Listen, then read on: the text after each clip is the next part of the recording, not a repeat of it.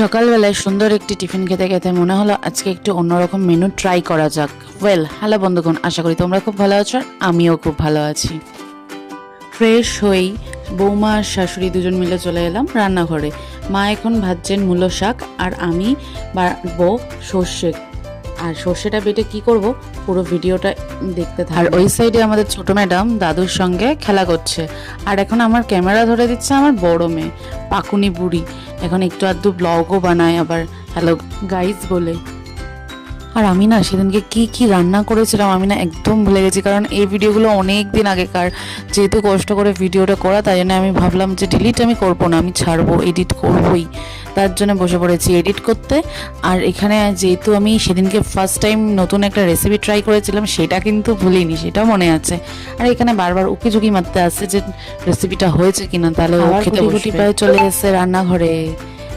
এত জিনিস দেখেছে না তাই। আর এদিকে আমি যেই নতুন রেসিপিটা করতে চলেছি তার জন্য চলে এসেছে কলা পাতা। রান্না করতে করতে না খিদে পেয়ে গেছিলো। সকালে টিফিন করেছি কিন্তু রান্না করতে করতে খিদে পেয়ে গেছিলো বলে দুজন মিলে ডিম সিদ্ধ খাচ্ছিলাম। এবার আমি বলি আমি সেদিনকে কি রেসিপিটা ট্রাই করেছিলাম। সেদিনকে না হট করে মনে হলো কি যে আজকে আমি করব ভেটকি মাছের পাতুরি। আর ওখানে কলা গাছও অ্যাভেলেবেল আছে আর ভেটকি মাছও আনা হয়েছিল বাজার থেকে, তাই জন্য আমি বলেছিলাম যে আমি পাতুরি করব। তার জন্যে আমি করেছিলাম প্রথমে ভেটকি মাছগুলোকে একটু উষ্ণ গরম জলে নুন দিয়ে ভিজিয়ে রেখেছিলাম। এবার আমি জানি না এই পদ্ধতিটা ঠিক কি ভুল, বাট খেতে কিন্তু সেই হয়েছিল। যাই হোক, তারপরে নিয়েছিলাম কালো সর্ষে, সাদা সর্ষে, কাঁচা লঙ্কা, ওর মধ্যে কাজু বাদাম বেটে তারপর টক দই দিয়ে ওর মধ্যে ফেটিয়ে মাছগুলোকে মাখিয়ে কিছুক্ষণ রেখে দিয়েছিলাম।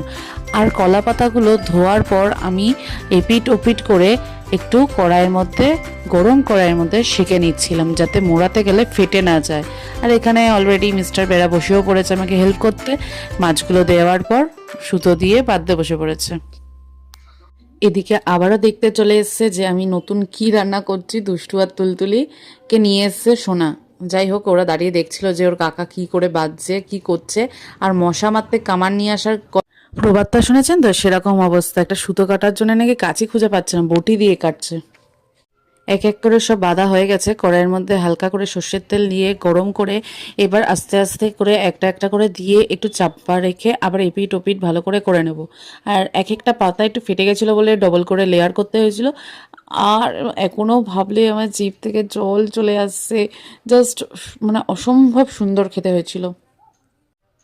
সবাই মিলে বসে পড়েছি দুপুরে লাঞ্চ করতে। আজকের ভিডিওটা এই